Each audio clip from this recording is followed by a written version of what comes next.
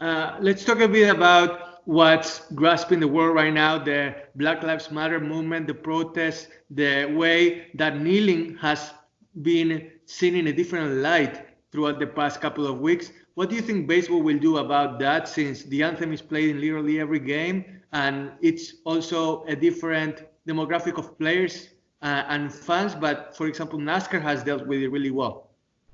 I don't know. Baseball in its history has only had one player kneel. That was Bruce Maxwell. There wasn't like a huge backlash against it, if I remember. This was a few years ago. But it wasn't like with football where it became like a movement. And he was the only guy to do it. And he had the support of his teammates. From what I remember, he talked to them beforehand. I wouldn't be surprised if we see players kneel. And I think the league is hip to the idea that of what it's about. The other leagues the NBA was always hip to kind of what the African American players were talking about.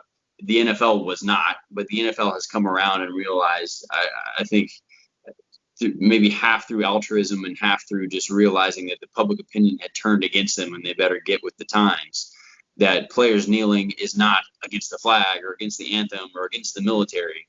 And so I wouldn't be surprised if we see some baseball players kneel. We've seen a lot of more players than I would have guessed come out and say Black Lives Matter and speak on this subject. And baseball has always been a sport that discourages kind of expressions of opinions like that. And so we've seen more Black players feel comfortable talking about their experiences in outside of the game with racism.